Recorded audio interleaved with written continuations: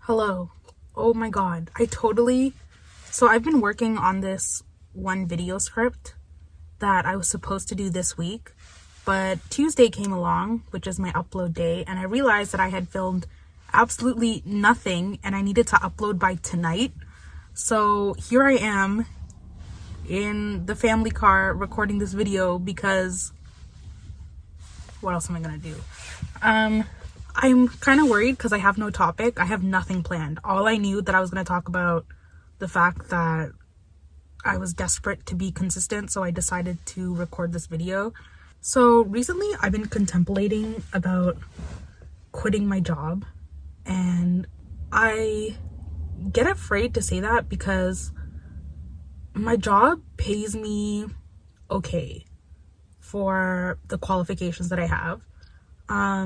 But the work is pretty decent and I'm kind of used to it by now. I'm about 2.5 months in and the work seems okay so far. I'm not as stressed as I used to be, but that doesn't mean I'm still not stressed sometimes, and doesn't mean I'm still not tired and overworked. I only get one day off. Like I only get Sunday off, so I have to work Saturday as well. So Monday, Tuesday, Wednesday, Thursday, Friday, and Saturday. Then I get Sunday off, and then the cycle repeats again on Monday.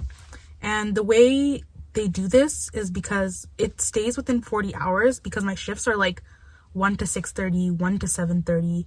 So they're like 6-7 hour shifts. It still takes up a huge chunk of your day. But then there's like a sprinkle of 8-hour shifts. So I get about 3 6-hour shifts and 3 8-hour shifts, which equals 18 plus 24 equals 40 something. Oh wait, no,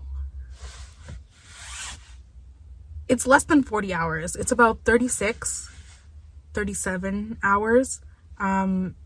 So it's a little less than 40 hours, but I still get paid decently. Like I don't mind my job at all. I'm actually like pretty happy about it as of right now, but I know there's going to be a point where I'm not going to be happy about it. And I'm just wondering I don't know if it's me being ungrateful. I keep seeing this one career coach who's basically like all about following your dreams. My dream is YouTube, but it's so unrealistic for me to just quit everything and just do YouTube videos because I don't know what will come of that. I don't know how broke I'll be. I don't know how I'll get through. And I guess that's the process. You have to go through that. Here's the thing. Part of me thinks that you have to go through that struggle in order to succeed on the other side. There's this other part of me that's learning so many new things about how struggle isn't necessary. You don't have to struggle to succeed. And I'm trying to unlearn that narrative, like the fact that the struggle narrative. And so if I unlearn the struggle narrative, I'll be more likely to seek opportunity that fits my needs, fulfills me, doesn't overwork me. I like my job. I just don't want to do it forever, and I don't get paid enough. And I want to get paid more, and I want to do a job that I like. I've been applying to jobs. There's a certain job that I applied to that I'm so desperate for. I want it so bad, and I have no idea how to manifest it. Like, do I just think about it? Do I not think about it? Part of me wants to think about it and imagine myself at the job, doing what I think the job would entail me to do. A part of me is like, oh my god, don't think about it, because then you're going to be too attached to the outcome. And then what? Right? And then you're just desperate for this job that is never going to come. So I'm confused about the whole manifestation thing because part of me, I've learned about manifestation for so long. So I always thought I was this expert, that I knew what I was doing, that I knew what had to be done. And I think the biggest story that I had running was like, I know what needs to be done, I'm just not doing it. That's how I looked at myself. Like, I'm an expert on these things, I'm just not doing it because of this excuse, that excuse, because I have no money, because I have no time, because I'm too stressed, because I'm too that. So I keep making these excuses in order to not, oh my god, I lost my train of thought. That excuse, because I have no money. That's how I looked at myself. Like, okay, so I guess So I think I'm an expert. So I thought I was an expert on manifestation. Turns out I'm not, because if I was, I would have had a different job by now. Universe, please. I really want this new job that pays me more so that I can save more to pay off debt, to pursue more education.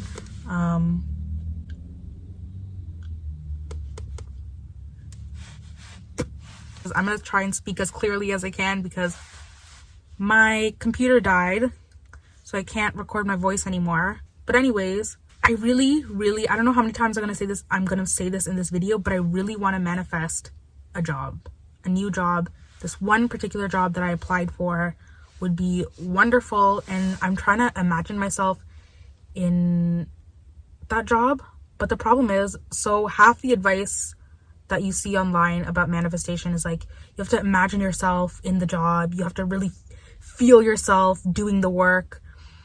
And there's this other side of the internet that's like, you have to detach and you have to not be so desperate for the outcome, the result that you want.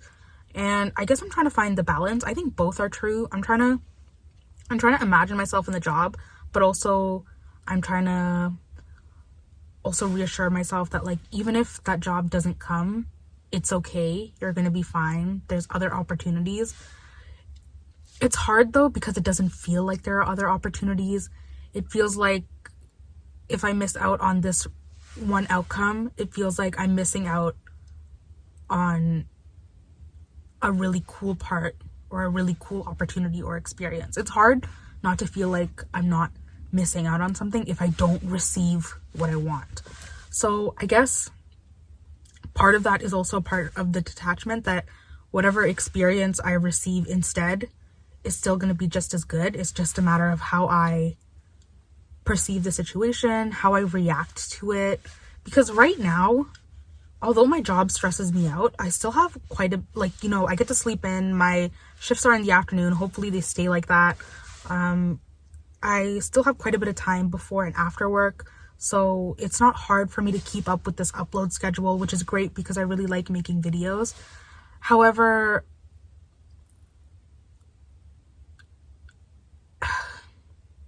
it's hard because you want to stay positive and you want to say all these affirmations in your head that you're lucky, that it'll all work out for you, that everything's coming to you, that it's all going in your favor. I want to say these things, and I do. I constantly repeat gratitude affirmations in my head all the time. I am always saying I am so thankful. It's like a script I run in my head. Even when shit goes haywire, there's like the script in my head that goes, I am so thankful, I am so thankful, I am so thankful. And I don't know how I train my brain to do that, but it's helped me be more calm, because I think when I remind myself about how important gratitude is, I'm more likely to be more aware of my reactions, because I want to stay in that gratitude. But anyways, I don't know how many times I might say this on this channel, but I really want to do YouTube. I really want to do YouTube. I genuinely like making videos. I like the process. I love editing. I love recording. There are times where I don't feel like recording or editing, but as soon as I get myself to do it, I'm so into it as soon as the process starts. And that's something it's not something that kind of fulfillment isn't something I get with anything else other than reading or maybe writing. And I think it's important to follow what fulfills you, follow that desire. It's just that I feel like I don't have a lot of experience in chasing my dreams.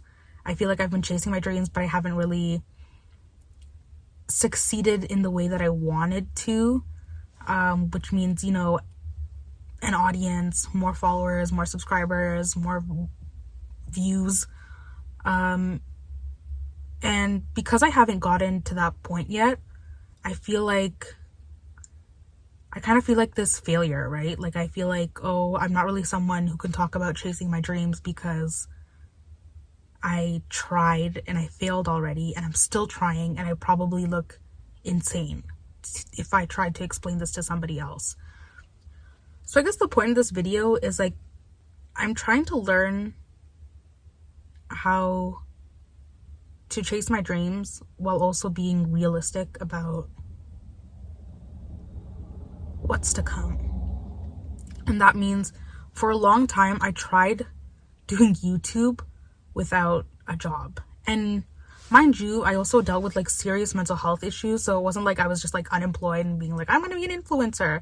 But to an extent it was kind of like that, because I was dealing with so much mental health stuff. I wasn't working, so I had all this free time on my hands, and I was like, I'm gonna be an influencer. And I had no idea what that entailed. I had no idea the work that was required to build a platform. And obviously some people get really lucky. We all want to be that person, but it's kind of like fame, right? It's like you don't want to chase fame, you want to chase the craft. You want to chase what you're good at, right? Like if you're a painter, you don't want to chase the accolades of being a great painter. You want to just focus on the craft, focus on your paintings. And that's the same with YouTube. Of course I want an audience, and of course I want success on here, but it's really important that I focus on the craft. And I think that's a huge part of the manifestation process, focusing on the process instead of the result. For manifesting a job though, I don't know, because there's not really a craft I guess I can focus on, unless I guess imagining myself in the job is kind of adding to the process. Like you're imagining yourself as a person that's going to be really good at this job, and I guess because of that you're more likely to be more confident in the interviews, you're more likely to be confident during your application process, and that increases your chances, right? I look at manifestation very realistically. I used to be super ooh-woo about it. I used to be super, I guess, gullible. I used to be really gullible. And I feel like since the beginning of my manifestation journey, which started in my early 20s, I've become more realistic. I apply a lot more logic to my thought processes when I'm thinking about manifestation. I think I take a much more balanced approach now. Like if I want something, okay, I'm not gonna, things like I'm trying to find a balance between it's important to YOLO life. It's important to understand that you do only live once, but it's also important to understand that, again, you only have one life. So also be cautious, right? Be risky, but also be cautious, which is so weird. Like how do you take risks, but also be a cautious person while taking those risks? Because in order to take risks, you have to reduce a lot of that caution. But in order to minimize risk, right? In order to take risk, but take balanced risk that you can handle, you also have to be a little cautious. So I guess it's learning from both ends of the spectrum. Anyways, I think I'm gonna end the video here because I feel like I just rambled a lot about, I think, manifestation is. Anyways, what the fuck am I doing? Of course, the title speaks for itself. But I hope if you watch until the end of the video, thank you for watching. That it always means a lot when people watch till the end of the video. If you have any thoughts about manifestation, please leave a comment down below. If anyone is watching, if anyone out there is watching, leave a comment about manifestation, what you learned about manifestation, what you think about manifestation, whether you think it's real or not. I have no idea how to end my videos properly.